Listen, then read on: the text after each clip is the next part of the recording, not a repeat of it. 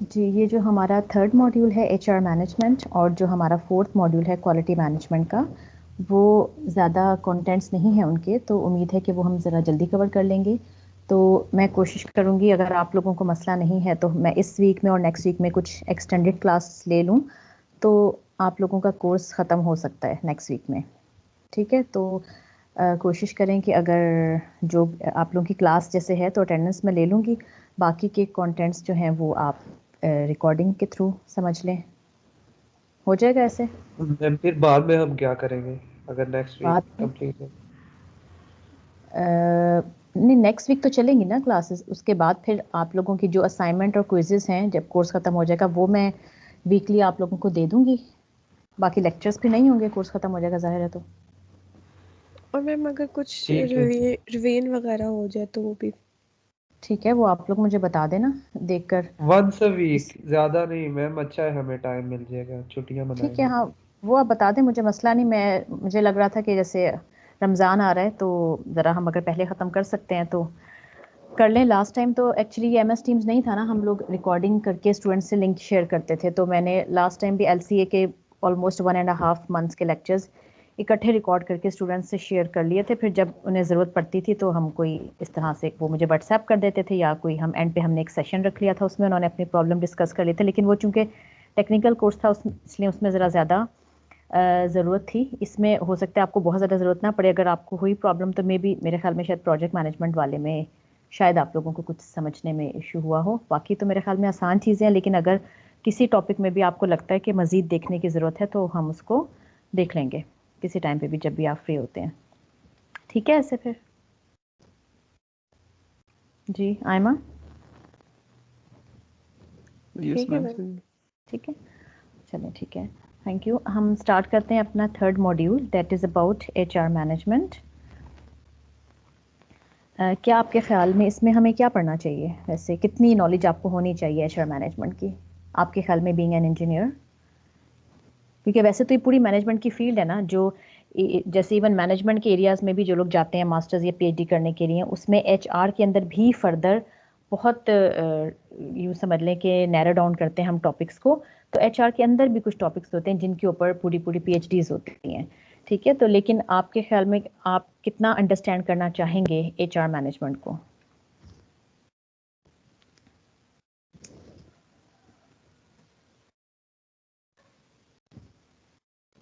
बिल्कुल नहीं करना?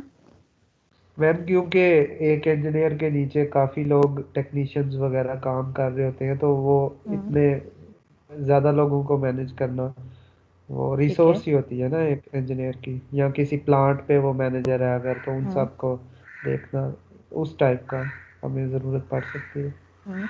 और एक्चुअली अगर आपको याद हो, हमने जो फर्स्ट मॉड्यूल किया था मैनेजमेंट का, उसमें हमने स्किल्स पढ़ी थी, कुछ टेक्निकल स्किल्स, कॉन्सेप्चुअल स्किल्स और HR, ह्यूमन स्किल्स। ठीक है, तो आपने देखा था कि जो HR की स्किल्स हैं, ह्यूमन को मैनेज करने की skills, that are equally important at each level. चाहे हम लोअर लेवल मैनेजमेंट की बात करें, फर्स्ट लाइन मैनेजर की बात करें, या मिडल मैनेजर या टॉप मैनेजमेंट की। क्यों HR मैनेजमेंट सबके लिए इंपॉर्टेंट है? Because they have to manage people at every stage. चाहे आप एक ग्रुप ऑफ पीपल को मैनेज कर रहे हैं, चाहे आप बिल्कुल टॉप पे बैठे हुए हैं और पूरी ऑर्गेनाइजेशन को मैनेज कर रहे हैं। ठीक है, तो ऑल्दो आप डिफरेंट रिसोर्सेज से डील करते हैं, फाइनेंशियल रिसोर्सेज हो सकते हैं, इक्विपमेंट हो सकता है, इंफ्रास्ट्रक्चर हो सकता है, इसके अलावा आपकी बाकी मटेरियल हो सकता है कोई, अगर आप प्रोडक्ट की बात करें तो। लेकिन आप जिस भी चीज़ से डील कर रहे हैं, आपको HR को हर सूरत में मैनेज करना पड़ेगा, चाहे आप एक छोटी ऑर्गेनाइजेशन मैनेज करें, चाहे आप एक बड़ी ऑर्गेनाइजेशन मैनेज करें। तो इसलिए HR मैनेजमेंट को कुछ हद तक पढ़ना ज़रूरी है, ताकि आपको ये आइडिया हो कि थोड़ा बहुत, एक तो ये कि किस किस तरीके से हम उनको मोटिवेट करने के लिए क्या कुछ कर सकते हैं। ऑल्दो इस वाले HR मैनेजमेंट में भी काफ़ी सारी थेरीज हैं, लेकिन थेरीज मैंने निकाल दी हैं क्योंकि ज़रूरी थेरीज थी वो हम मैनेजमेंट के पोर्शन में पढ़ चुके हैं। अदरवाइज HR मैनेजमेंट की अपनी बहुत सारी थेरीज होती हैं। ठीक है, मैस्लोज हायरार्की ऑफ नीड्स एक बहुत इंपॉर्टेंट थेरी है, जिसमें वो बताया जाता है कि आपका एक वर्कर जो है उसकी क्या नीड्स हैं, टॉप नीड उसकी क्या होती है, सेकंड नंबर पे कौन सी आती है, थर्ड, फोर्थ और फाइव, इस तरह से 5 लेवल्स हैं मैस्लोज हायरार्की ऑफ नीड्स की, जो ये बताते हैं कि एक एम्प्लॉय की सेटिस्फेक्शन के लिए या उसकी मोटिवेशन के लिए किन नीड्स का सेटिस्फाई होना ज़रूरी है। ठीक है, इस तरह से और बहुत सारी थेरीज हैं, लेकिन अगर ज़रूरत पड़ी तो हम एक आध को ही देख लेंगे, अदरवाइज आप लोगों के लिए मेन चीज़ों को, मेन कॉन्सेप्ट को अंडरस्टैंड करना काफ़ी होगा। इसके अलावा ह्यूमन रिसोर्स का अप्रेजल कैसे किया जाता है, ठीक है, उनकी हायरिंग, स्टार्टिंग फ्रॉम हायरिंग कैसे होती है, कुछ चीज़ें आपको ऑलरेडी पता होंगी। उसके बाद उनको टास्क असाइन होते हैं, पावर्स डेलीगेट होती हैं, और फिर उनका परफॉर्मेंस अप्रेजल एक बहुत इंपॉर्टेंट चीज़ होती है जिसकी बेस पे आप उनकी प्रमोशंस करते हैं। तो हम थोड़ा बहुत हर चीज़ को टच करेंगे ताकि आपको रफ सा आइडिया हो जाए, ठीक है। अच्छा, एचआर के बारे में ये बहुत फेमस सी कोटेशंस हैं। If you want 10 days of happiness then grow grain, if you want 10 years of happiness then grow a tree, and if you want 100 years of happiness then grow people. यानी इस पे कुछ हम importance highlight करना चाह रहे हैं man power की या आपके एम्प्लॉयज़ की, कि अगर आप मैक्सिमम उनसे एडवांटेज लेना चाहते हैं, ठीक है, तो आपको, यानी जिसको लिखा हुआ है 100 years of happiness, then you have to grow your people, your employees. अब ग्रो करने का मतलब ये है कि उनको हर तरह से फैसिलिटेट करना, उनकी नीड्स का ख्याल रखना, ठीक है। इसके अलावा उनके इश्यूज़ को सुनना, उनके पर्सनल प्रोफेशनल जो भी इश्यूज़ हैं उनको वैल्यू, उनके अपनी काम की वैल्यू देना, उनको एम्पावरमेंट देना।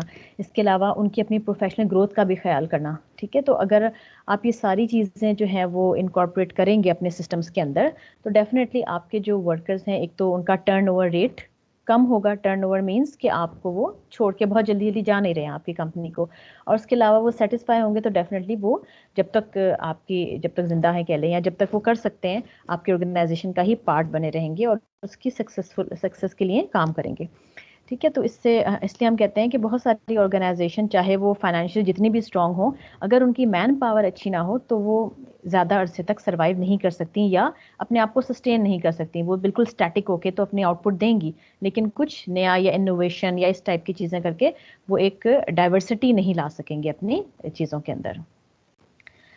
अच्छा, अब HRM के बारे में कहा जाता है कि people are our most valuable asset, but the reality for many organization is that their people remain these points. ये जो हमने लिखे हुए हैं कि बहुत सी ऑर्गेनाइजेशन में जो एम्प्लॉयज़ होते हैं, या तो वो अंडर वैल्यूड होते हैं, या अंडर ट्रेंड होते हैं, या अंडर यूटिलाइज्ड होते हैं, जिसकी वजह से वो उनका मोटिवेशन लेवल लो हो जाता है। और अगेन फिर वो जो उनकी ट्रू कैपेबिलिटीज़ होती हैं उसके ऊपर रहकर वो एक अच्छी परफॉर्मेंस नहीं दे पाते। अंडर वैल्यूड का मतलब है कि आप उनको इम्पोर्टेंस नहीं दे रहे, उनकी कोई सेल्फ रिस्पेक्ट नहीं है, ठीक है, या उनकी बात को आप इम्पोर्टेंस नहीं दे रहे, ठीक है, यानी उनको बस ऑर्डर्स दे रहे हैं और टू वे कम्युनिकेशन नहीं हो रही। अंडर ट्रेंड मीन्स कि वो जिस पर्टिकुलर एरिया में काम कर रहे हैं, किसी इक्विपमेंट पे या किसी डिपार्टमेंट में, उससे रिलेटेड उनको ट्रेनिंग अवेलेबल नहीं है, ना तो उन्हें ट्रेन किया गया, या ना कोई प्रॉपर इंडोर या आउटडोर किसी किस्म की भी ट्रेनिंग अरेंज नहीं की गई। तो उन्हें सेल्फ लर्निंग के तौर पे वो काम कर रहे हैं, जिसकी वजह से वो बेहतर परफॉर्मेंस नहीं दे पा रहे। अंडर यूटिलाइज्ड, इसका क्या मतलब होता है?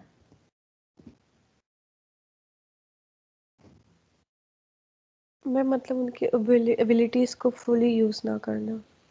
ठीक है, गुड। यानी फॉर एग्जांपल बाज़ दफ़ा होता है ना कि वर्कर्स ऐसे होता है, स्पेशली आजकल, कि एक तो ओवर क्वालिफाइड भी होते हैं, ठीक है, और उनकी जो एक्सपर्टीज़ होती है वो कुछ और होती हैं, लेकिन आपको चूंकि रिक्वायरमेंट ऐसी होती है, मे बी फॉर एग्जांपल आपने कुछ MSc किया हुआ है कंप्यूटर साइंस में, ठीक है, और उसके बाद आप उनसे ज़्यादा एक टेक्निकल किस्म का काम ले सकते हैं, लेकिन आपने उनको सिंपल डाटा एंट्री पे लगाया हुआ है। तो इसका मतलब है कि आप उनको फुली उनकी कैपेबिलिटीज़ के मुताबिक, उनकी नॉलेज, टेक्निकल एक्सपर्टीज़ के मुताबिक उन्हें यूटिलाइज नहीं कर रहे, जिसकी वजह से भी वो उनका मोटिवेशन लेवल डाउन होता है और वो अच्छी परफॉर्मेंस नहीं दे पाते, या ज़्यादा देर तक आपकी ऑर्गेनाइजेशन में सस्टेन नहीं कर पाते। और ऐसे लोग जनरली क्यों ऐसा करने पे मजबूर होते हैं? Definitely due to some financial issues, most of the cases. तो उस केस में आपको देखना पड़ता है कि आप किस तरीके से उनसे एक बेहतर काम ले सकते हैं, ताकि वो अपनी मोटिवेशन के साथ अपनी आपके ऑर्गेनाइजेशन के लिए काम कर सकें, ठीक है। इसके अलावा और why do people make the difference, इसमें अगेन ह्यूमन कैपिटल यानी कि आपके HR की बात हो रही है कि human capital is essential to any organization long term performance success. Organizations perform better when they treat their employees better, and human resources are actually the key to organization success or failure. यानी आपकी HR जो है उसी की वजह से आपकी organisation successful भी हो सकती है और वो फेल भी हो सकती है अपने गोल्स को मीट करने के लिए, ठीक है। स्पेशली जब आप लॉन्ग टर्म परफॉर्मेंस की बात कर रहे हैं, तो अगर आपका कोई शॉर्ट टर्म छोटा मोटा टारगेट है, तो मे बी आपका उसमें ह्यूमन इंटरवेंशन बहुत ज़्यादा इन्वॉल्व नहीं है, हो सकता है। तो हो सकता है आपका वो सिंपल कोई एक मे बी आपने कोई इक्विपमेंट के ऊपर कोई चीज़ बनानी हो या उसको एक प्रॉपर एसओपी के अकॉर्डिंगली कोई चीज़ मैन्युफैक्चर हो रही है फॉर एग्जांपल, यानी ह्यूमन इंटरवेंशन कम से कम इन्वॉल्व है, ज़्यादा चीज़ें ऑटोमेशन पे चल रही हैं। तो हो सकता है कि जो आपका एक शॉर्ट टर्म गोल है वो आपका अचीव हो भी जाए अगर आप ह्यूमन कैपिटल पे ज़्यादा फोकस नहीं कर रहे। लेकिन in the long term obviously आपने कोई सिंपल एक छोटा गोल, आपका पर्पस नहीं होता, आपका जो विजन या मिशन होता है वो मे बी 5 years 10 years या इससे भी ज़्यादा का होता है। तो उस केस में स्पेशली आपको अपने ह्यूमन कैपिटल को स्ट्रॉन्ग करना बहुत ज़रूरी है, ठीक है, अदरवाइज आप उस लॉन्ग टर्म परफॉर्मेंस को सही से अचीव नहीं कर सकेंगे। और इसलिए हम कहते हैं कि अगर आप अपने वर्कर से एक हाई परफॉर्मेंस चाहते हैं या एक high performance work environment create करना चाहते हैं, तो मेनली ये कुछ पॉइंट्स हैं जिसके ऊपर हम फोकस करते हैं एक एम्प्लॉय के अंदर इनकॉर्पोरेट हो सकें। वर्क एथिक्स का ख्याल रखा जाए, ठीक है, एम्प्लॉयज़ को भी इसके अंदर इन्वॉल्व किया जाए। आपके एम्प्लॉयज़ फुली एम्बिशियस हों, एनर्जेटिक हों, नॉलेज होने अपने काम की, यानी टेक्निकल एक्सपर्टीज़ हो जिस पर्टिकुलर एरिया में वो काम कर रहे हैं।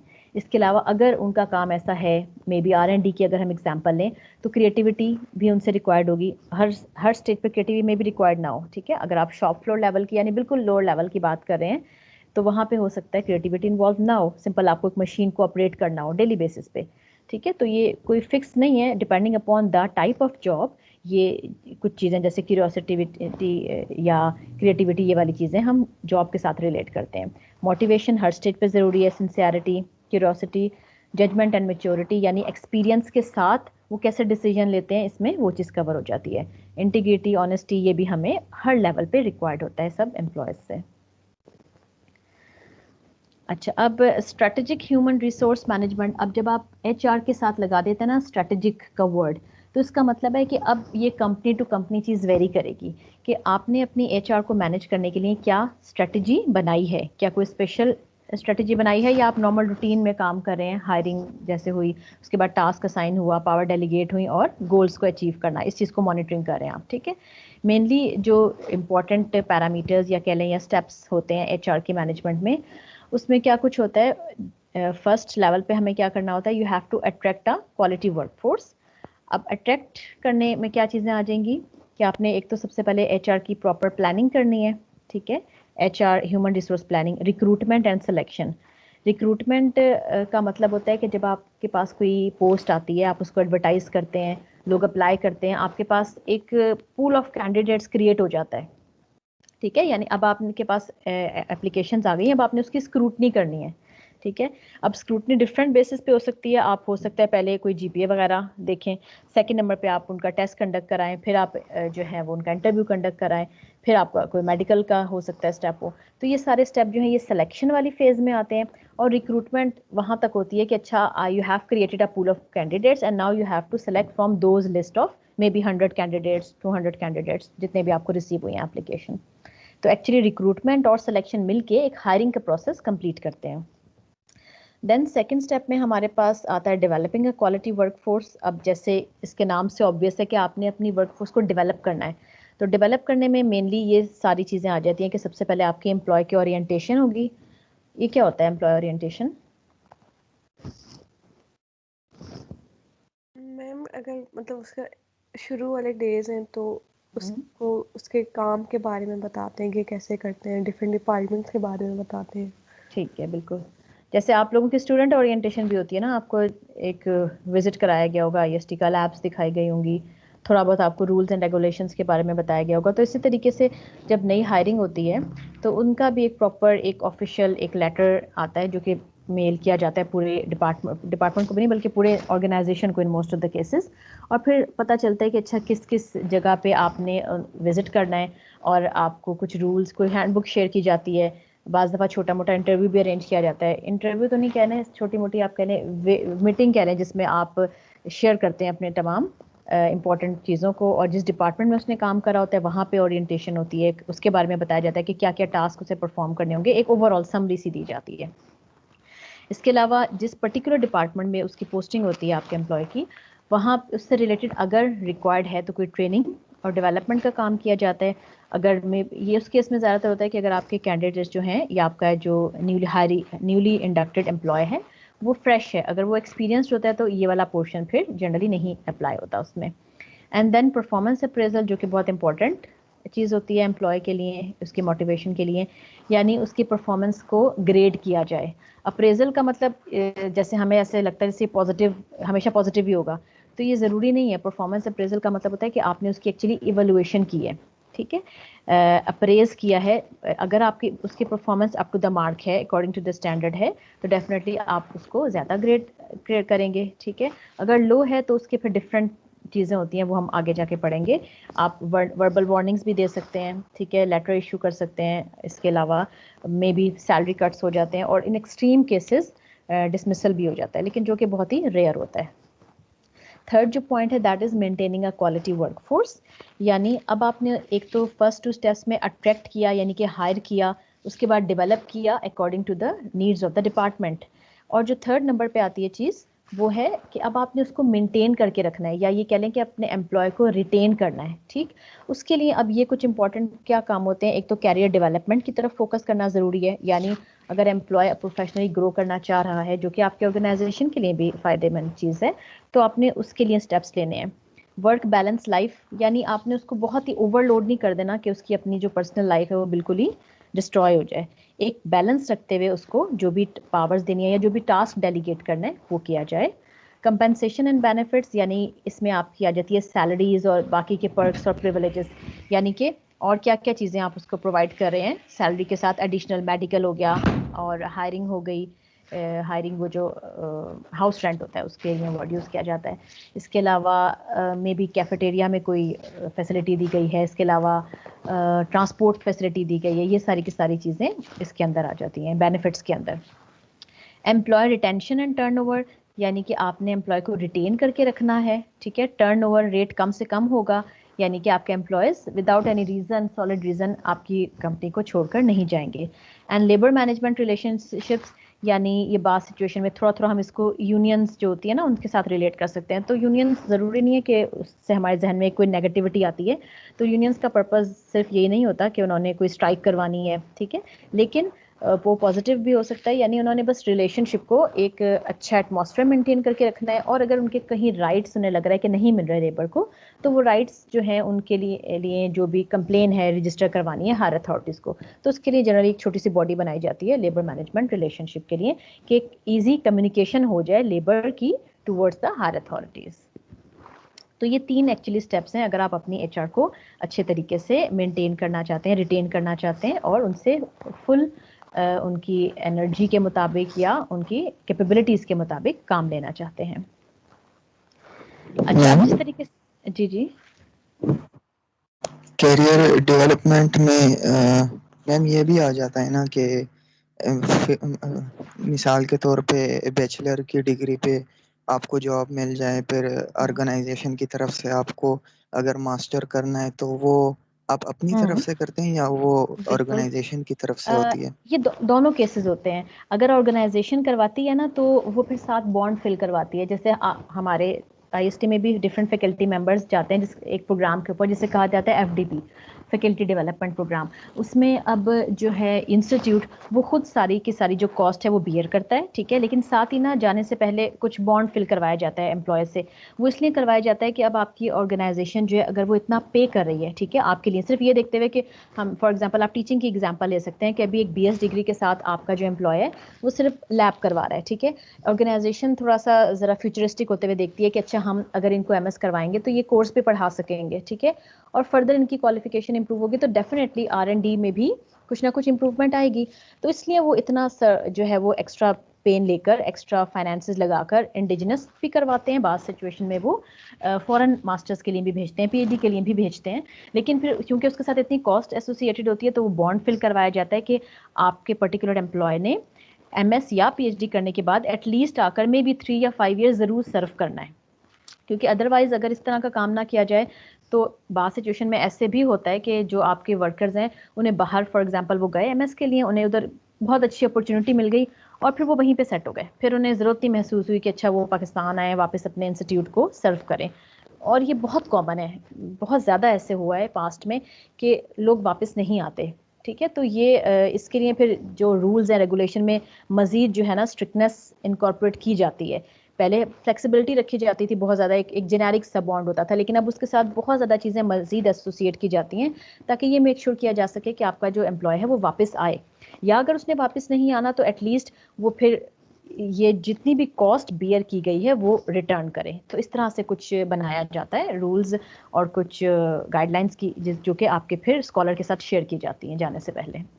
तो ऐसे हर ऑर्गेनाइजेशन में होता है। अगर आप एकेडमिक्स के से हट भी लेना, किसी मैन्युफैक्चरिंग या प्रोडक्शन साइड की तरफ अगर आप जाएं, तो डिपेंडिंग अपॉन कि आपने आपका नेक्स्ट प्रमोशन कैरियर को अगर आप देखा जाए तो नेक्स्ट किस लेवल पे आपने जाना है, तो उससे रिलेटेड ट्रेनिंग्स भी दी जाती हैं। ठीक है, मैनेजमेंट कोर्सेज होते हैं, junior management course, senior management course, या इसके अलावा अगर आपको लगता है कि किसी सेंसिटिव प्रोजेक्ट पे किसी ने काम करना है तो उस प्रोजेक्ट को डील करने के लिए उसकी ट्रेनिंग भी दी जाती है। ठीक है, वो भी अगेन लोकल भी होती हैं, फॉरेन भी होती हैं। तो उस केस में भी इवन कोई ट्रेनिंग भी दी जा रही है ना 2 वीक्स की, तो उसका भी बॉन्ड होता है, सिर्फ इस चीज़ को मेक श्योर करने के लिए कि ये ना हो कि हम ये सोचते हुए कि अच्छा वो पर्टिकुलर प्रोजेक्ट पे काम करेगा, हम उसको ट्रेन करवा दें और फिर वो वापस ही ना आए। तो उससे बेहतर है कि हम किसी ऐसे एम्प्लॉय को करें कि जिसने आपसे कॉन्ट्रैक्ट किया हुआ है कि मे बी वो 2 3 4 5 साल या एटलीस्ट उस प्रोजेक्ट की कंप्लीशन तक आपकी ऑर्गेनाइजेशन को नहीं छोड़ेगा। तो वो सारी चीज़ें कैरियर डेवलपमेंट में आ जाएंगी। ठीक है, अब्दुल कबीर आप थे? Okay ma'am. ठीक है, अच्छा, अब फर्स्ट मॉड्यूल में जैसे हमने देखा था बेसिक मैनेजमेंट का कि मेनली 4 प्रोसेसेस होते हैं मैनेजमेंट के, प्लानिंग, ऑर्गेनाइजिंग, लीडिंग, कंट्रोलिंग। ठीक है, तो मैंने आपको बताया था कि अगर हम सिंपल ये 4 फंक्शंस देख रहे हैं तो हम ये एज्यूम कर रहे हैं कि ऑलरेडी हमारी ऑर्गेनाइजेशन में रिक्वायर्ड मैन पावर मौजूद है। ठीक है, हम जो भी काम कर रहे हैं, जो प्रोजेक्ट्स पे काम कर रहे हैं या नॉर्मल रूटीन के ऑपरेशंस परफॉर्म कर रहे हैं, वो हमारे पास कैपेबिलिटी है एचआर के सेंस में।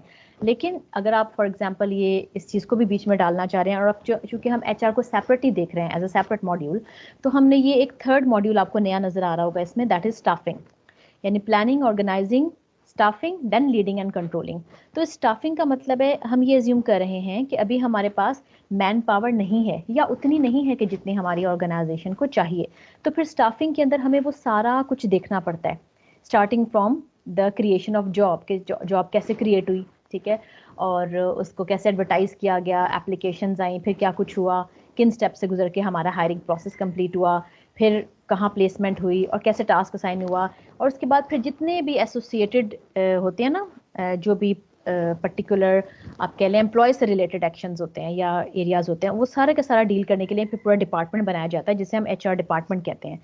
जो कि जितनी भी एक्चुअली बड़ी ऑर्गेनाइजेशन होंगी वहाँ आपको ज़रूर एचआर डिपार्टमेंट नजर आएगा।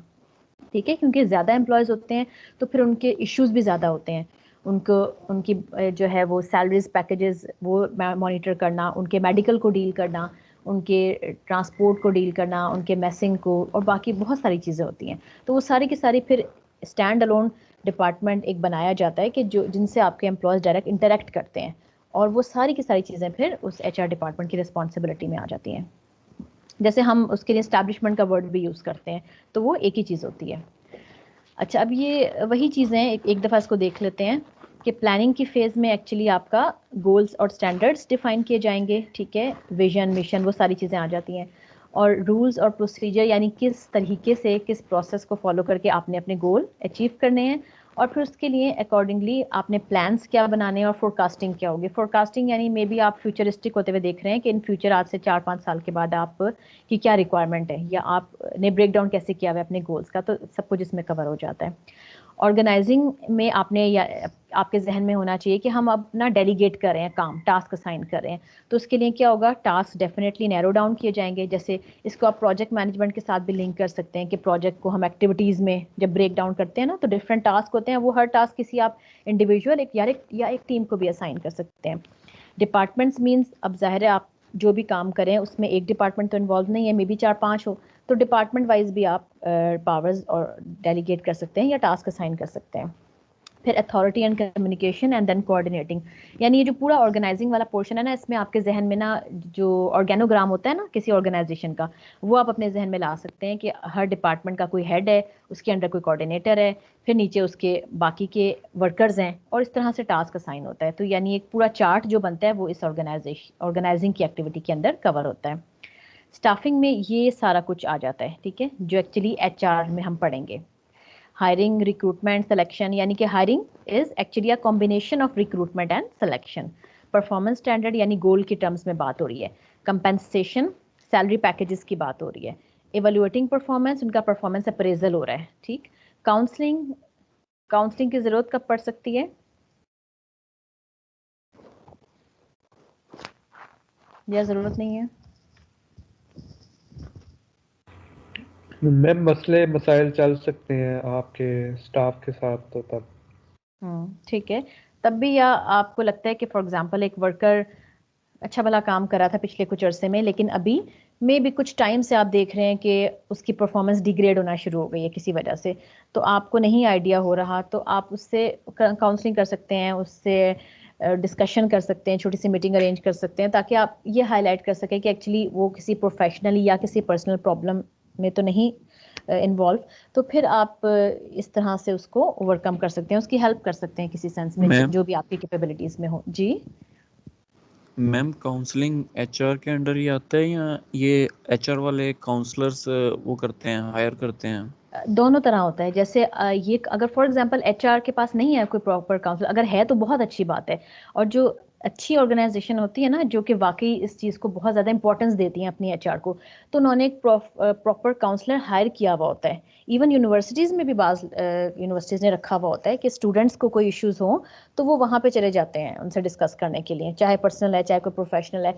लेकिन अगर फॉर एग्जांपल नहीं है, एचआर डिपार्टमेंट ने कोई प्रॉपर पोस्ट इस तरह से नहीं बनाई हुई, तो जो आपकी इवन इमीडिएट बॉसेस हैं, बिल्कुल सुपरवाइजर हैं जिनके अंडर आप काम कर रहे हैं, क्योंकि मेनली तो इंटरेक्शन उनके साथ हो रहा है ना, ठीक है, एचआर डिपार्टमेंट के साथ इस तरह से डायरेक्ट काम तो नहीं कर रहा होता एम्प्लॉय, ठीक है, तो इसलिए तब उस ऑल्दो वो कोई एक्सपर्ट नहीं होते काउंसलिंग करने के, लेकिन इवन बहुत सारी सिचुएशन में सिंपल आप 5-10 मिनट की अगर डिस्कशन कर लेना, और अगर आपको लगता है कि आपका रिलेशन इतना स्ट्रांग है कि आपका वर्कर आपको अपने प्रॉब्लम्स बता देगा, तो आपके इमीडिएट बॉसेस भी ये काम कर सकते हैं। लेकिन इसके अलावा प्रॉपर एचआर डिपार्टमेंट में पोस्ट भी होती है जिसपे प्रॉपर बंदा हायर किया जाता है, जो कि आपको साइकोलॉजिकल सेशंस अरेंज करके आपके साथ आपको फिर प्रॉब्लम्स ओवरकम करने में हेल्प आउट करता है। मैम, जैसे जी हमारे डिपार्टमेंट में ये जो हमें एडवाइजर्स दिए जाते हैं, तो ये भी एक किस्म के काउंसलर्स ही हैं? बिल्कुल, हाँ बिल्कुल, ये इसलिए हैं क्योंकि, लेकिन ये ना मतलब आप देखें छोटे हम ये कह लें या जो भी ये लोग काउंसलर हैं, इनके पास कोई डिग्री एज सच नहीं है ना, सॉर्ट ऑफ, ठीक है, तो अपनी अपनी कैपेसिटी में वो जितना हेल्प आउट कर सकते हैं वो करेंगे। लेकिन शायद जैसे एक वो भी है ना, क्या नाम है उनका सर का, जिनसे आपने साइकोलॉजी भी पढ़ी होगी शायद, ब्रिगेडियर ब्रिगेडियर ताज। ताज। हाँ हाँ बिल्कुल सही। उनको मेरे ख्याल में अब हायर भी कर लिया गया है इसी वजह से, स्टूडेंट्स के इश्यूज की वजह से, कि अगर आपको लगता है कि नहीं हमारे जो एडवाइजर असाइन हुए हैं उनसे हम इनमें भी इतना कंफर्टेबल फील नहीं करते, या बेहतर काउंसलिंग हमारी नहीं हो सकती, तो आप उनसे भी मिल सकते हैं टाइम लेकर। वो प्रॉपर काउंसलिंग सेशन 2-3 अरेंज करते हैं, और फिर उसके बाद मुझे पता चला था कि स्टूडेंट्स भी और इवन बाकी वर्कर्स भी जाते हैं उनके पास ना, अगर कोई इनको इशू हो तो वो बेहतर फील करते हैं उसके बाद। तो दोनों तरह से कर सकते हैं। कुछ लोग एडवाइजर के पास चले जाते हैं अगर उन्हें लगता है कि नहीं उनका ज़्यादा सीरियस इशू है और एडवाइजर से डिस्कस करके वो सॉल्व नहीं हुआ, तो वो उनसे भी अपॉइंटमेंट लेके जा सकते हैं। तो ये अभी रिसेंटली मेरे ख्याल में कुछ मंथ्स पहले ही शायद इनको हायर किया गया है। ठीक है तलहा? ओके मैम, ठीक है। अच्छा, नेक्स्ट हम देख चुके हैं ट्रेनिंग एंड डेवलपमेंट। रीडिंग भी आपको ऑलरेडी पता है, you have to make sure that the job gets done with full energy, moral and motivation should be high.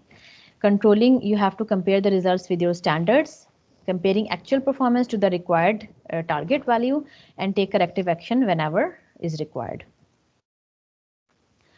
अब आप लोगों ने ये कुछ देखी होगी किसी कंपनी की एनुअल रिपोर्ट, देखी है कभी किसी फार्मास्यूटिकल कंपनी की या किसी मैन्युफैक्चरिंग कंपनी की?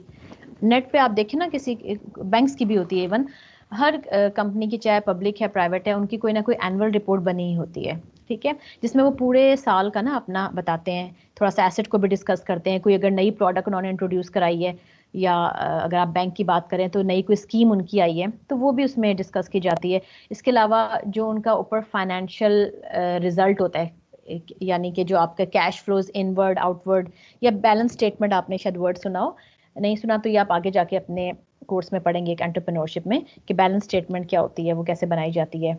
तो वो उसमें ना वो अपने सारे के सारे फाइनेंसेस की डिटेल और बाकी चीज़ें डिस्कस करते हैं। तो बहुत सी कंपनीज ने अपनी एनुअल रिपोर्ट में ना अपनी कोई इस तरह की स्टेटमेंट दी होती है जिससे वो ये शो करते हैं कि हम अपने एम्प्लॉयज़ को कितना वैल्यू करते हैं। जैसे our people are our greatest asset, ठीक है, यानी या nothing is more important than our employees, यानी इस किस्म की स्टेटमेंट भी कुछ कंपनीज ने लिखी होती हैं ये शो कराने के लिए कि उनके लिए उनकी मैन पावर कितनी इंपॉर्टेंट है, ठीक है। और वही जो उनकी बाज़ लोग तो इवन अपने विजन मिशन में भी एचआर को इन्वॉल्व करते हैं सिर्फ ये शो करने के लिए कि उनकी जो फर्स्ट प्रेफरेंस है वो उनकी एचआर है, बाकी चीज़ें बाद में आती हैं। अच्छा, अब अगर हम इसकी फॉर्मल डेफिनेशन देखें तो वो क्या है, the design implementation and maintenance of strategies to manage people for optimum business performance, यानी आप अपने बिजनेस की एक ऑप्टिमाइज्ड परफॉर्मेंस चाहते हैं जिसकी वजह से आप अपने लोगों को मैनेज करने के लिए स्ट्रेटजीज बनाते हैं, ठीक है, उन्हें डिज़ाइन करते हैं, डेवलप करते हैं, इम्प्लीमेंट करते हैं और फिर उन्हें मेंटेन करके रखते हैं ताकि आपका जो बिजनेस है वो ग्रो करे। अच्छा, ये चीज़ें हम देख चुके हैं पीछे। अच्छा, ये सिंपल ऑर्गेनाइजेशन चार्ट बना हुआ है, दो डिफरेंट एग्जांपल हैं, जैसे अभी हमने पीछे बात की थी ना ऑर्गेनोग्राम की, कि हर ऑर्गेनाइजेशन का एक ना कोई चार्ट ज़रूर होता है ताकि ये आइडिया हो सके कि उसमें ओवरऑल जो डिपार्टमेंट्स हैं वो किस तरह काम कर रहे हैं, एक डिपार्टमेंट में मेनली क्या क्या फंक्शन परफॉर्म हो रहे हैं, कौन उस पर्टिकुलर डिपार्टमेंट को कंट्रोलिंग अथॉरिटी है और आपस में कोऑर्डिनेशन क्या है, उनका रिपोर्टिंग लेवल कैसे है या उसकी मेन रिस्पॉन्सिबिलिटीज़ क्या हैं, ठीक है। तो ये फिक्स नहीं होता, बाज़ में आप बहुत डिटेल में बताया जाता है अगर एक बड़ी ऑर्गेनाइजेशन है, बाज़ में सिंपल एक इम्पॉर्टेंट जो उनके ख्याल में जॉब रिस्पॉन्सिबिलिटीज़ होती हैं वो सिर्फ उनके थ्रू बना देते हैं। यानी मेनली अगर कोई बाहर से स्पेशली विजिटर आया है और वो देखना चाह रहा है कि मैंने पर्टिकुलर किस डिपार्टमेंट में मुझे जाना है, किस बंदे के साथ कोऑर्डिनेट करना है, तो वो इस ऑर्गेनोग्राम से हेल्प ले सकता है, ठीक है। ये एग्जांपल है कि अगर आपकी कोई लार्ज कंपनी है उसका ऑर्गेनोग्राम है, अगर कोई आपकी छोटी सी कंपनी है तो मे बी आपके पास इतने एम्प्लॉयज़ ना हो, इतने फाइनेंसेस ना हो, तो मे बी 4-5 लोगों से ही मिलके वो आपका काम चल रहा हो छोटी कंपनी का, यानी मैनेजर हो गए, एचआर लेबर रिलेशंस हो गए, कोऑर्डिनेटर हो गए, सीनियर कोऑर्डिनेटर, जूनियर कोऑर्डिनेटर और सिंपल आपका ऑफिस जर्नलिस्ट या अटेंडेंट जिसको कहते हैं, ठीक है। तो डिफरेंट बन सकते हैं, ये कोई फिक्स नहीं होता किसी भी ऑर्गेनाइजेशन का, ना इसमें कोई रिजिड लेवल्स हैं कि नहीं इस लेवल से ज़्यादा नहीं हो सकते, ठीक है जी। कोई इसमें अभी तक क्वेश्चन है तो बताइए, अभी तक कोई चीज़ अगर आपको नहीं क्लियर। मैम ये प्रीवियस चार्ट जो था ये सिर्फ एचआर का था या पूरे ऑर्गेनाइजेशन? नहीं, ये जो होता है ना, अगर आपको जैसे मैंने बताया ना, अगर कंपनी आपकी बड़ी है, ठीक है, तो उसमें चार्ट तो पूरी कंपनी का होगा, ठीक है। लेकिन अगर आपको लगता है ना कि नहीं इतनी ज़्यादा बड़ी कंपनी है, सॉरी इतनी छोटी कंपनी है कि जिसमें एचआर डिपार्टमेंट अलग से नहीं बना हुआ, तो उसमें आपका फिर मे बी 5-6 लोग टोटल मिलके एक कंपनी चला रहे हो, तो एचआर का अलग भी हो सकता है, इसके अलावा आपका पूरी ऑर्गेनाइजेशन का भी हो सकता है। अब आप देखें ये जो इस वक्त आपको नजर आ रहा है ना, ये सिंपल एचआर की बात हो रही है, क्योंकि आप देखें अगर टॉप पे तो लिखा हुआ है वाइस प्रेसिडेंट ह्यूमन रिसोर्स, इसका मतलब है यानी ये इतनी बड़ी कंपनी है कि इसके एचआर डिपार्टमेंट में भी इतने कोई 15-20 लोग काम कर रहे हैं, ठीक है। तो वो जो हमने पीछे बात की थी, हमने वो एक ऑर्गेनाइजेशन का जो ऑर्गेनोग्राम होता है उसका मतलब है पूरी ऑर्गेनाइजेशन का चार्ट, उसका रिपोर्टिंग लेवल, और ये सिंपल एचआर डिपार्टमेंट का बना हुआ है। अब ये यानी ये इतनी बड़ी ऑर्गेनाइजेशन है कि आप देखें 2-3 बंदों से काम नहीं हो रहा है, इन्होंने जो है वो एम्प्लॉय की हेल्थ सर्विसेज के लिए एक अलग डिपार्टमेंट रखा हुआ है, उनकी सैलरी वेजेस की एडमिनिस्ट्रेशन के लिए एक सेकंड डिपार्टमेंट है, फिर रिक्रूटमेंट और प्लेसमेंट का अलग डिपार्टमेंट है, और फिर आगे आप देखें ट्रेनिंग के लिए अलग है, ठीक है, एम्प्लॉय के साथ रिलेशंस के लिए अलग है, इसके अलावा उनके बेनिफिट्स के लिए अलग है, लेबर रिलेशंस का अलग है। अब यानी ये बहुत कोई बड़ी कंपनी है जिसमें एचआर डिपार्टमेंट भी इतना बड़ा है कि उसमें भी 2 बंदे ये काम नहीं सारा कर सकते, जबकि ये जो आपको सेकंड नजर आ रहा है ये भी सिंपल एक एचआर वाले डिपार्टमेंट की एग्जांपल ली गई है, लेकिन शायद आपकी कंपनी इतनी बड़ी नहीं है कि आपको अलग अलग डिपार्टमेंट बनाने पड़े हर काम के लिए। अब आप देखें कोऑर्डिनेटर है, हेड है और साथ में एक जनरल असिस्टेंट है, यानी कि इसका मतलब है यही 2-3 लोग मिलके सारा काम कर रहे होंगे, उनकी सैलरीज का भी, उनके बेनिफिट्स का भी, उनके मेडिकल का भी, उनकी रिक्रूटमेंट का भी, मतलब यूं समझे शेयर्ड रिस्पॉन्सिबिलिटी है, ठीक है। इसके मल्टीपल रीजन हो सकता है अभी फाइनेंशियली इतनी ग्रो ना की हो आपकी कंपनी, या आपके एम्प्लॉयज में भी कम हो सकता है आपके मे बी 20, 30 या 50 एम्प्लॉयज हो, तो उसके लिए फिर आपको इतना बड़ा डिपार्टमेंट बनाने की ज़रूरत नहीं पड़ेगी। तो बाज़ सिचुएशन में अगर आपकी जो जो ऑर्गेनाइजेशन ग्रो करती जाती है ना, तो एक ऑर्गेनाइजेशन का चार्ट तो होता ही है, फिर हर डिपार्टमेंट का भी सेपरेट चार्ट होता है। ठीक है, तो वो जैसे मैन्युफैक्चरिंग का हो गया एरिया, फाइनेंस डिपार्टमेंट का हो गया, प्रोक्योरमेंट का हो गया, तो हर डिपार्टमेंट के भी छोटे छोटे इस तरह से चार्ट बना दिए जाते हैं जो कि उनके अपने डिपार्टमेंट के अंदर डील करने के लिए फिर ज़रूरी होते हैं। ओवरऑल उन्हें बाहर के लोगों को ऐसा सच उससे कंसर्न नहीं होता। ठीक है, ओके। अच्छा चले हम फिर अब नेक्स्ट देखते हैं।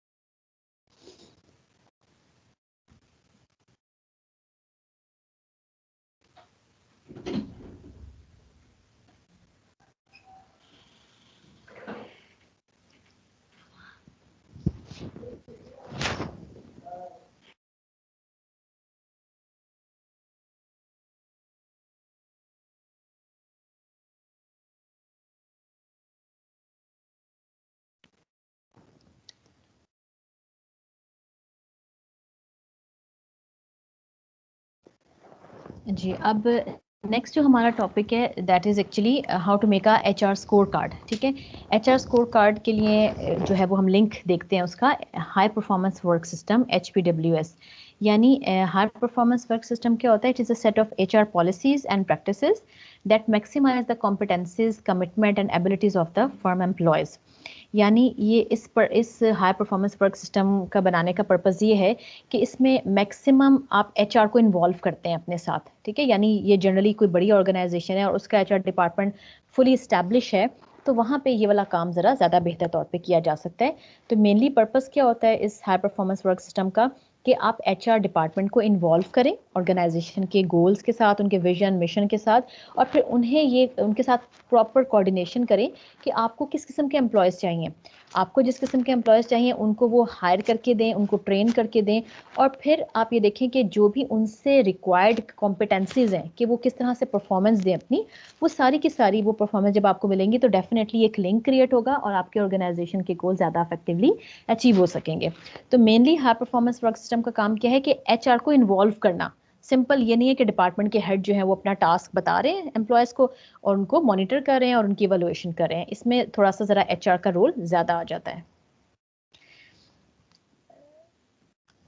ठीक है, और इसका मेनली फोकस क्या है हाई परफॉर्मेंस वर्क सिस्टम का? इसे हम हाई इन्वॉल्वमेंट या फिर हाई कमिटमेंट ऑर्गेनाइजेशंस भी कहते हैं। These are the organizations that use a distinctive managerial approach through empowerment, not employee control.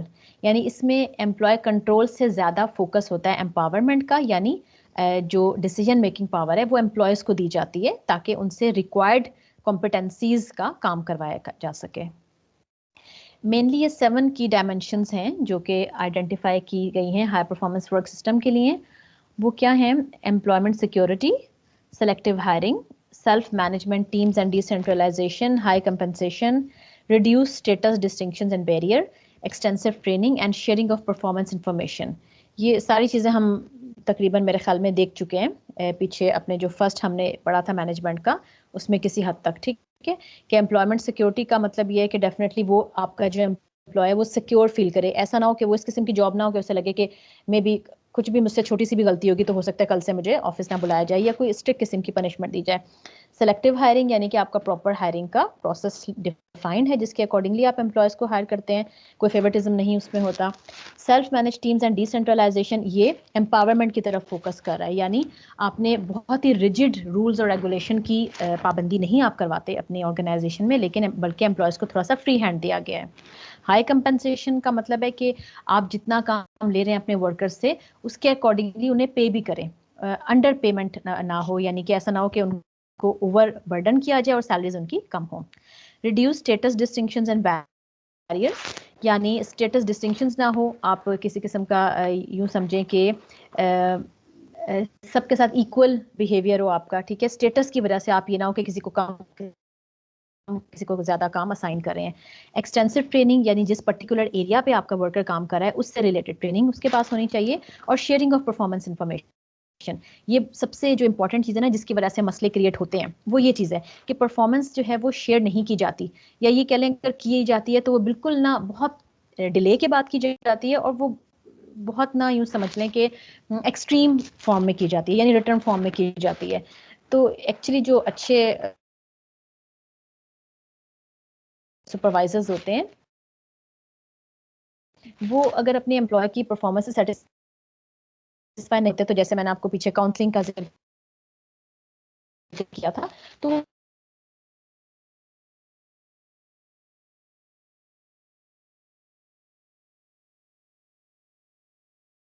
Time to time अपने वर्कर्स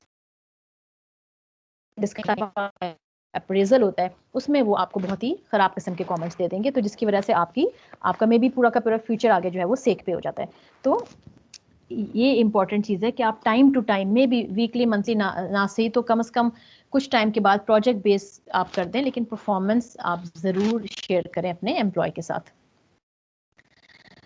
अच्छा, अब जो हम बात कर रहे थे HR स्कोर कार्ड की, उसमें हम किस तरह से स्कोर कार्ड क्रिएट करते हैं कि आपका HR डिपार्टमेंट भी इन्वॉल्व हो, वो हम थोड़ा सा एक एग्जांपल के थ्रू देखेंगे। कि मेनली स्ट्रेटजी हम क्या बनाते हैं HR, the company's long term plan for how it will balance its internal strength and weaknesses with its external opportunities and threats to maintain a competitive advantage. ये words आपने पीछे कहीं पढ़े थे ना, स्ट्रेंथ, वीकनेसेस, अपॉर्चुनिटीज, थ्रेट्स, कहाँ पढ़े थे ये? स्वॉट एनालिसिस। जी जी, गुड। स्वॉट एनालिसिस, जिसमें आप देखते हैं कि अच्छा जब भी प्लानिंग करनी है आपकी पर्टिकुलर कंपनी ने, तो ये वाला काम यानी कि स्वॉट एनालिसिस किया होना चाहिए, तभी आपको पता चलेगा कि आपके नेक्स्ट स्टेप्स क्या होंगे, आपने क्या अपनी वीकनेसेस को कैसे ओवरकम करना है, ठीक है, और जो आपकी स्ट्रेंथ है उसे आप मजीद इन्हांस कैसे कर सकते हैं, अपॉर्चुनिटीज से कैसे एडवांटेज ले सकते हैं, थ्रेट्स को कैसे ओवरकम कर सकते हैं। तो हर कंपनी जो होती है वो प्रॉपर स्वॉट एनालिसिस करने के बाद ही अपनी स्ट्रैटेजी बनाती है, ठीक है, क्योंकि जब आपका एनालिसिस कंप्लीट होगा तो आपके पास ये सारे पॉइंट्स आ जाएंगे, फिर आप देखेंगे कि अच्छा अब हमारी स्ट्रेटजी क्या होनी चाहिए कि हम एक कॉम्पिटिटिव एज गेन कर सकें। HR managers today are more involved in partnering with their top managers in both designing and implementing their company strategies। यानी आजकल के जो डाइवर्स एनवायरनमेंट आ रही है, इतना ग्लोबली आपको पता है कि हर तरफ नई कंपनीज बन रही हैं जो कि सेम प्रोडक्ट बना रही हैं, और हर कंपनी दूसरे से आगे निकलने के लिए कुछ ना कुछ इनोवेशन अपने प्रोडक्ट्स में लाती है, या किसी भी तरीके से कोई कुछ ऐसा करती है कि उसके एम्प्लॉय ज़्यादा बेहतर परफॉर्म करें। यानी मेनली जो अब कंपनीज का फोकस है वो ये कि वो HR डिपार्टमेंट को इन्वॉल्व करते हैं अपने जो आपके ऑर्गेनाइजेशन की स्ट्रेटजी है या उसका विजन मिशन है कि उनकी क्या कंट्रीब्यूशन होगी, वो कैसे कंट्रीब्यूट करेंगे ऑर्गेनाइजेशन की सक्सेस के लिए। अदरवाइज इसको जो पुराने जो हम बात करें अगर, या जहाँ HR डिपार्टमेंट ज़्यादा यूँ समझ लें एस्टैब्लिश नहीं था, तो वहाँ पे HR डिपार्टमेंट को बिल्कुल सेपरेट रखा जाता था, ठीक है, यानी उनके अपने कुछ रोल्स हैं, बस उन्होंने वो काम करने हैं। आपके ऑर्गेनाइजेशन की क्या स्ट्रेटजी है, क्या विजन मिशन है, उनकी क्या कंट्रीब्यूशन है, वो वाला काम उसमें नहीं होता था, ठीक है। तो मॉडर्न जो ऑर्गेनाइजेशंस हैं वो इस चीज़ को इम्पोर्टेंस देती हैं। तो अब जो हमने देखना है स्ट्रैटेजिक ह्यूमन रिसोर्स मैनेजमेंट में, वो क्या है, the linking of HRM with strategic goals and objectives in order to improve business performance. यानी HRM को कैसे लिंक करना है ऑर्गेनाइजेशन के स्ट्रैटेजिक गोल्स के साथ। तो उसके लिए ये बनाए गए हैं कुछ स्टेप्स जो कि आप जिसके अकॉर्डिंगली किसी भी आप ऑर्गेनाइजेशन की एग्जांपल लें ना, वो उसके ऊपर आप इसको अप्लाई कर सकते हैं, ठीक है। ये क्या है, this is a basic model of how to align HR strategy and actions with business strategy. यानी मेनली HRM को आप कैसे इन्वॉल्व करेंगे अपने बिजनेसेस के साथ। ये ब्रॉड लेवल पे 4 स्टेप लिखे हुए हैं, आगे नेक्स्ट स्लाइड में इसका फर्दर ब्रेकडाउन हुआ है, वो हम देख लेंगे। अब इसको हम सिर्फ ऊपर से समराइज कर लेते हैं कि मेनली जो 4 ब्रॉड स्टेप्स हैं वो क्या हैं। एक तो बिजनेस की स्ट्रेटजी को प्रॉपरली फॉर्मुलेट करना, ठीक है। सेकेंडली उस स्ट्रेटजी के अकॉर्डिंगली आपने अपनी वर्कफोर्स की रिक्वायरमेंट्स को आइडेंटिफाई करना है कि आपको किस तरह की मैन पावर चाहिए, ये मतलब है इसका। थर्ड नंबर पे फिर HR का काम आ जाता है कि HR डिपार्टमेंट इटसेल्फ वो क्या पॉलिसीज और एक्टिविटीज बनाएगा कि जो ऊपर आप देखिए हर जो नीचे वाला स्टेप है ना वो ऊपर वाले से लिंक्ड होगा कि एचआर क्या स्ट्रेटेजिक पॉलिसीज और एक्टिविटीज बनाएगा कि वो जो वर्कफोर्स की रिक्वायरमेंट हमने आइडेंटिफाई की है ना ऊपर वाले स्टेप में वो उस किस्म की वर्कफोर्स उन्हें मिल जाए, ठीक है, या वो काम करना शुरू करते हैं उस तरह से।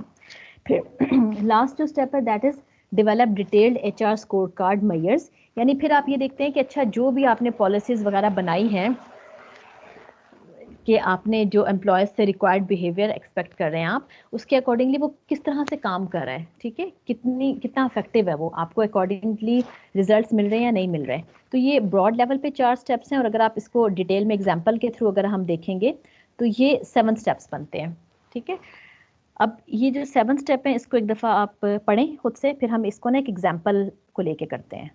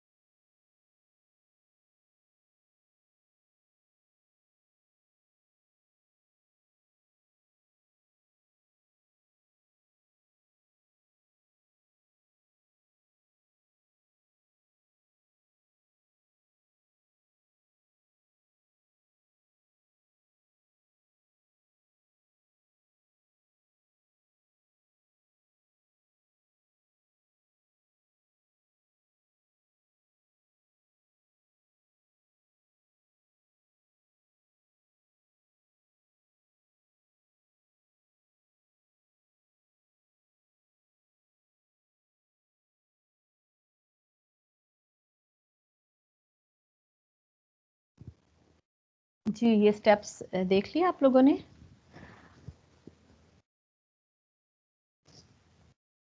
ये एचआर स्कोर कार्ड की अप्रोच है जिसमें आपने मेनली ये देखना है कि एचआर को आप कैसे इन्वॉल्व करेंगे, ठीक है। First of all you have to define the business strategy, then outline the company's value chain activities, identify the strategically required organizational outcomes, identify the required workforce behavior, identify the strategically relevant HR system policies and activities, then design the HR scorecard measurement system and at the end periodically re-evaluate the measurement system।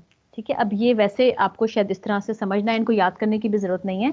इन पे आपको ना simple ये देखना है कि हम किसी एक अगर कंपनी की एग्जांपल लेते हैं तो उसमें हम हर स्टेप में क्या क्या एक्टिविटीज़ कर सकते हैं ताकि इनका ये पूरा का पूरा जो चार्ट है या ये जो स्टेप्स हैं 7 ये कंप्लीट हों। तो इसका मतलब है कि अब आपने एक एचआर स्कोर कार्ड डेवलप कर दिया है जिसमें आपने अपने बिजनेस में या अपने विजन मिशन या गोल्स में या स्ट्रेटजी में अब एचआर डिपार्टमेंट को भी इन्वॉल्व किया और उनका रोल पहले से ज़्यादा हो गया जो कि एक नॉर्मल सर्कमस्टांसिस में होता है। तो यहाँ पे जो एक एग्जाम्पल ली गई है वो एक होटल की एग्जाम्पल है, द होटल पैरिस इंटरनेशनल। अब आप देखें हर स्टेप में ना जो ये हमने अभी पीछे चार्ट देखा है इसके साथ आपने देखना है कि इस पर्टिकुलर होटल की एग्जाम्पल में क्या कुछ आ जाएगा। जैसे फर्स्ट लेवल पे आप देखें सबसे पहले तो आपकी ज़ाहिर कोई प्रॉब्लम स्टेटमेंट होनी चाहिए या आपका कोई विजन होना चाहिए कि आप क्या करना चाह रहे हैं। यहाँ पे जो हमने अपने विजन को देखा है या हमने अपनी प्रॉब्लम आइडेंटिफाई की है, जो हम काम करना चाह रहे हैं, आपका ऑब्जेक्टिव है वो क्या है, that this hotel want to expand geographically, यानी वो जियोग्राफिकली एक्सपैंड करना चाह रहा है। अब इसके लिए फिर आप देखें फर्स्ट नंबर पे डिफाइन द बिजनेस स्ट्रेटजी, यानी अब आपने अगर जियोग्राफिकली एक्सपैंड करना है तो आप इस पर्टिकुलर केस में हम एग्जांपल लेते हुए देखते हैं कि आपके बिजनेस की क्या स्ट्रेटजी होगी। क्या स्ट्रेटजी मींस आप क्या टैक्टिक्स जो है वो अप्लाई करेंगे कि आप अपना पर्टिकुलर जो गोल है या ऑब्जेक्टिव है उसको अचीव करें, ठीक है। तो अब स्ट्रेटजी इन्होंने क्या बनाई है, use superior guest services to differentiate and hence boost the revenues, यानी वो ये कह रहे हैं कि हमने जियोग्राफिकली एक्सपैंड तो करना है लेकिन हम एक्सपैंड कैसे करेंगे, कस्टमर कैसे हमारे पास ज़्यादा आएंगे, कि हमने कुछ सुपीरियर गेस्ट सर्विसेज प्रोवाइड करनी है, अगर यानी कुछ डिफरेंट तरह से गेस्ट को ट्रीट करना है ताकि कुछ हम एक डिफरेंस क्रिएट कर सकें बाकी होटल्स के मुकाबले में। और फिर जाहिर है फिर जब कस्टमर ज़्यादा हमारे पास आएंगे तो हमारे रेवेन्यूज़ जो हैं वो इंक्रीज़ करेंगे। तो फिलहाल ये उन्होंने स्ट्रेटजी अपने जहन में बनाई है जो भी उनके हायर अथॉरिटीज़ हैं। नेक्स्ट स्ट्रेटजी के बाद फिर अब आप देखें सेकेंड स्टेप पे क्या है, outline the company's value chain activities, यानी इस स्ट्रेटजी के अंदर फर्दर आपको क्या क्या एक्टिविटीज़ करनी है ठीक है, एक तो ऊपर ऑब्जेक्टिव था, ठीक, उसके बाद आपने उस ऑब्जेक्टिव को अचीव करने के लिए एक ब्रॉड लेवल पे एक स्ट्रेटेजी बनाई। अब उस स्ट्रेटेजी को अप्लाई करने के लिए आपकी कंपनी ने क्या मेन एक्टिविटीज कर दी है, जिसे हम ये सेकंड पॉइंट कह रहे हैं, कंपनीज वैल्यू चेन एक्टिविटीज। अब जो इन्होंने एग्जाम्पल में आइडेंटिफाई किए हैं वो क्या है, that they will provide inbound and outbound logistic activities, operation activities, post services and purchasing etcetera. ये सिंपल, इसकी जगह कुछ और भी आप लिख सकते हैं, यानी लॉजिस्टिक्स से रिलेटेड वो इंटरनल भी और एक्सटर्नल भी कुछ फैसिलिटीज प्रोवाइड करेंगे अपने कस्टमर को।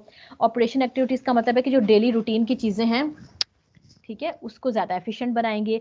पोस्ट सर्विसेज का मतलब है कि अच्छा अगर आपके पास कुछ गेस्ट आकर रहे हैं मे बी कुछ टाइम के लिए, तो कुछ ना आप उनको एक्स्ट्रा सर्विसेज प्रोवाइड कर रहे हैं, पोस्ट सर्विसेज यानी स्टे के बाद की, कि हो सकता है आप उन्हें कोई मे बी कोई कार्ड आप बना दें, कुछ गिफ्ट साथ दे दें, या उनको नेक्स्ट अपॉइंटमेंट के ऊपर, नेक्स्ट रिजर्वेशन के ऊपर सॉरी, उनको कोई और कुछ 10% का डिस्काउंट दे दें, यानी कुछ भी एक्स्ट्रा आप करने की कोशिश कर रहे हैं, ठीक है।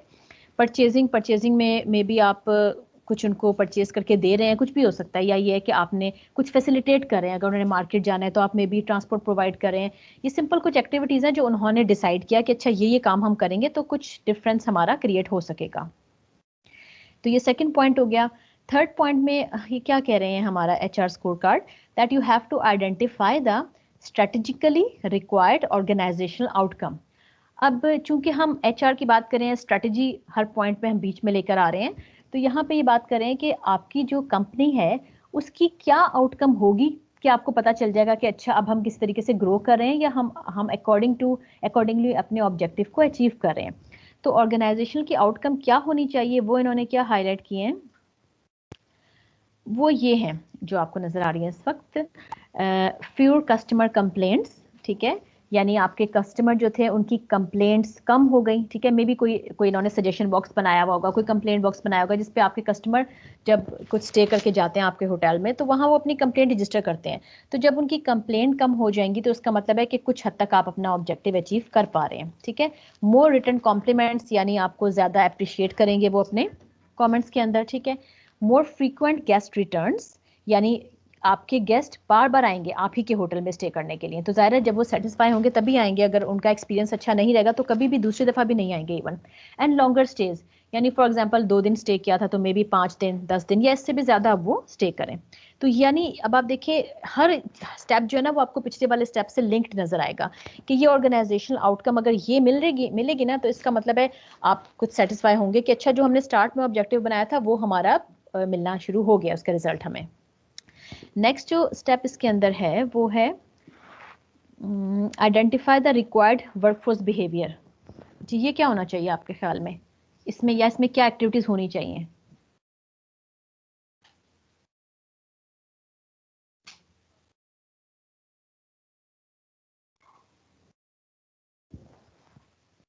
अच्छा मैं अटेंडेंस ले लूं पहले ताकि जो लोग जाना चाहें वो जा सकते हैं।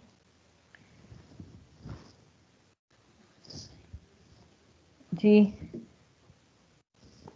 मैम बताइए लेक्चर इसमें क्या कितना है? एक्सटेंड होगा? मेरे ख्याल में 15 मिनट। Okay ma'am. बस ये एग्जांपल करनी है हमें।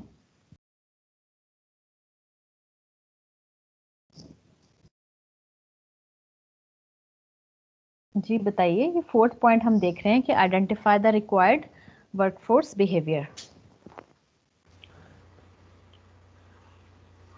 मैम उनका मतलब कैसे उन्होंने रहना है, जो भी आपकी वर्कफोर्स है। यानी आप जो अपने एम्प्लॉयज हैं उनसे किस तरह का बिहेवियर आपको मिलेगा जो कि आपको हेल्प आउट करेगा इससे ऊपर वाले पॉइंट के लिए, यानी आपके ऑर्गेनाइजेशन की आउटकम अचीव करने के लिए वर्कफोर्स का क्या बिहेवियर आपको रिक्वायर्ड है, यानी किस तरह वो बिहेव करें। तो उसमें जो इन्होंने अपने चार्ट में रखा है वो क्या है, वो ये fourth point, strategically relevant workforce behaviour.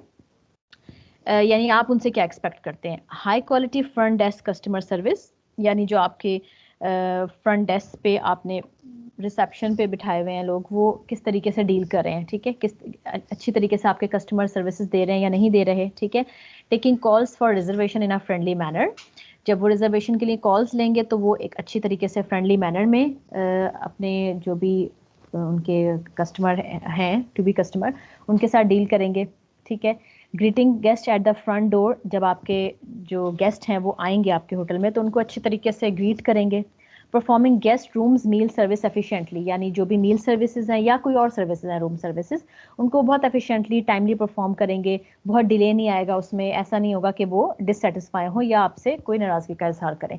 तो ये वाली आप देखिए, ये वाला बिहेवियर उनसे एक्सपेक्टेड है। क्यों? अब आप इसको इसके ऊपर वाले पॉइंट से लिंक करें कि जब आपके एम्प्लॉयज ये वाला बिहेवियर शो करेंगे, ठीक है, तो ये जो ऊपर आपको नजर आ रहा है थर्ड पॉइंट, ऑर्गेनाइजेशनल की जो रिक्वायर्ड आउटकम्स हैं वो आपको मिलना शुरू हो जाएंगी, ठीक है। और ऑर्गेनाइजेशनल की जो रिक्वायर्ड आउटकम्स हैं वो फिर किससे हमने लिंक की हुई है पीछे, वैल्यू चेन एक्टिविटीज के साथ, ठीक है, कि हम एक्चुअली ये सर्विसेज प्रोवाइड करना चाह रहे हैं, ठीक है, और ऑर्गेनाइजेशन की आउटकम फिर हमें इस तरह से मिलना शुरू हो जाएगी। और ये कब मिलेगी? जब हमारी वर्कफोर्स ये पॉजिटिव बिहेवियर शो करेगी।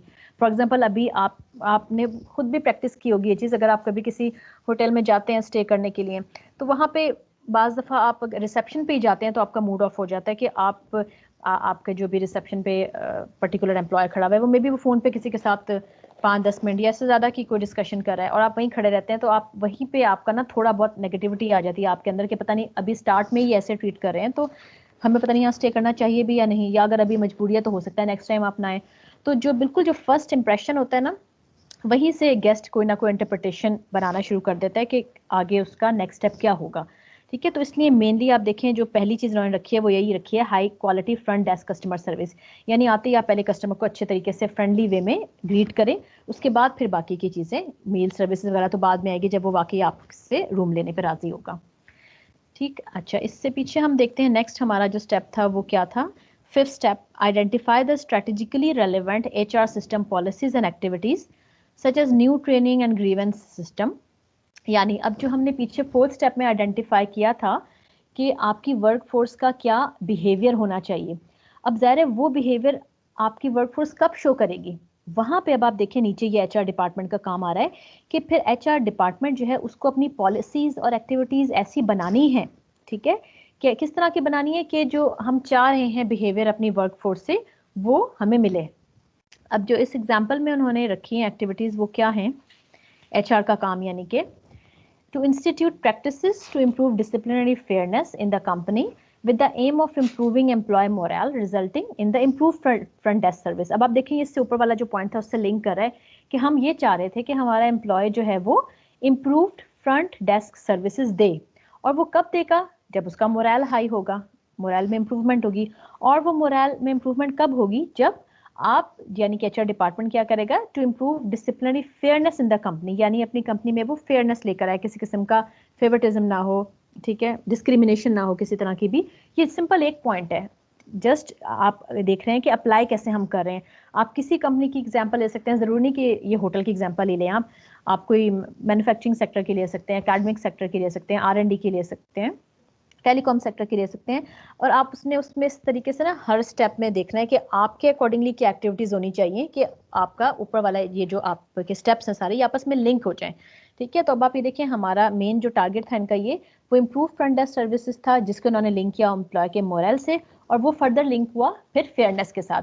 यहाँ पे आप कुछ और भी कर सकते हैं, कंपनी कंपेंसेशन पैकेजेस रख सकते हैं, एम्प्लॉय को वैल्यू करना कर सकते हैं, या बाकी की एम्पावरमेंट कर सकते हैं, कुछ भी कर सकते हैं, ठीक है। तो ये इन पर्टिकुलर एग्जांपल में शो हुआ। नेक्स्ट हमारा जो था इस चार्ट में वो क्या था, design the HR score card measurement system, ठीक है। अब इसकी बेस पे HR score card measurement system बनेगा, यानी इसको आप इवेलुएट करेंगे। फिर पीरियोडिकल रीइवेलुएट द मेजरमेंट सिस्टम, यानी जब आप एक HR स्कोर कार्ड बना लेंगे तो उसके बाद आपने उसकी रीइवेलुएशन भी करनी है टाइम टू टाइम। क्यों हम रीएवल्यूएशन करेंगे, ताकि हम ये देख सकें कि हर स्टेप पे जो हमने एक्टिविटीज आइडेंटिफाई की हैं क्या हमें अकॉर्डिंगली रिजल्ट्स मिल रहे हैं या नहीं मिल रहे। हो सकता है आपने जो वैल्यू चेन एक्टिविटीज आइडेंटिफाई की हैं उससे आपकी ऑर्गेनाइजेशन की रिक्वायर्ड आउटकम्स ही ना मिल रही हो आपको, ठीक है, या ये कह लें कि आपने जो ऑर्गेनाइजेशन आउटकम आइडेंटिफाई किए हो सकता है उसमें ही कोई मसला हो। मे बी आप जैसे ऑर्गेनाइजेशन की आउटकम है उसमें आप अपने प्रॉफिट्स भी ला सकते हैं बीच में, ठीक है, कि आपकी जो प्रॉफिट्स हैं वो इंक्रीज हो रहे हैं, नंबर ऑफ कस्टमर्स इंक्रीज हो रहे हैं, तो ये कुछ भी हो सकता है। तो आपने ये देखना है कि बस हर स्टेप पे जो भी एक्टिविटीज आइडेंटिफाई हुई हैं वो उससे ऊपर के स्टेप के साथ लिंक करते हैं या नहीं करती, आपस में उनका लिंक क्रिएट होना ज़रूरी है। तो जो HR स्कोर कार्ड का मेजरमेंट सिस्टम है उसमें हमने क्या करना है, उसमें यहाँ पे आपको नजर आएगा, we have to determine the cause and effect links among the HR activities, workforce behavior and the organizational outcome. ये तीन जो है ये मेनली ज़्यादातर यही इंपॉर्टेंट स्टेप्स हैं कि एचआर की एक्टिविटीज़ क्या हैं, वर्कफोर्स का बिहेवियर क्या है और ऑर्गेनाइजेशन आउटकम हमें कैसे मिल रही है। ठीक, तो यहाँ पे फिर cause and effect links create किए जाते हैं। ठीक है, उसकी इवैल्यूएशन की जाती है। कॉज एंड इफेक्ट लिंक का तो आपको पता होगा ना कि ये एक ऐसा कॉज होगा तो उसकी वजह से ये पर्टिकुलर इफेक्ट प्रोड्यूस होगा, तो पॉजिटिव इफेक्ट आ रहा है या नेगेटिव इफेक्ट आ रहा है। ठीक है, या कोई इफेक्ट आ ही नहीं रहा, तो यानी अब इसमें हम करते क्या है कि we have to use different statistical methods to determine the magnitudes of links, correlation, analysis and survey. मतलब ये सारा कुछ इसमें आ जाता है। अब इसके ऊपर बहुत ज़्यादा डिटेल यहाँ पे नहीं बताई गई क्योंकि इसमें फिर ना स्टैटिस्टिकल टेस्ट इन्वॉल्व होते हैं। इसमें फिर सर्वे आ जाते हैं, फीडबैक कलेक्ट किया आपने कस्टमर से भी, एम्प्लॉयज से भी किया, फिर देखा कि अच्छा कौन से वेरिएबल ज़्यादा अफेक्ट कर रहे हैं, कोई वेरिएबल आपने आइडेंटिफाई किए हैं तो उसमें रिलेशन है भी या नहीं। ठीक है, रिलेशन है तो कितना रिलेशन है, पॉजिटिव कोरिलेशन है, नेगेटिव कोरिलेशन है या नो कोरिलेशन। ठीक है, इसके अलावा कॉज एंड इफेक्ट देखा जाता है कि क्या कॉज जो है वो किस तरीके से अफेक्ट कर रहा है। जैसे हम कहते हैं ना कॉज एंड इफेक्ट में क्या, अगर आप इस तरह की स्टेटमेंट दे रहे हैं कि जो हमारे छोटे बच्चे हैं वो अगर बहुत ज़्यादा इस किस्म के गेम्स देखें जिसमें वायलेंस हो, ठीक है, क्रिमिनल टाइप के हो, ब्लड हो, शूटिंग हो रही हो, इस टाइप से, तो आप अगर इस तरह के स्टेटमेंट देते हैं कि अच्छा इसकी वजह से ना जो हमारे किड्स हैं उनमें उनके एटीट्यूड जो है वो बहुत अग्रेसिव हो रहा है, क्या ये सही बात है या नहीं है? मैम है आप आपके पबजी छोटे की बहन बात भाई कर होंगे रहे ना? हैं? हाँ, छोटे बच्चे 10-15 साल के। सही बात है या नहीं? ये क्या कॉज एंड इफेक्ट रिलेशनशिप इसे हम कहेंगे या ऐसे सिंपल कोरिलेशन कहेंगे?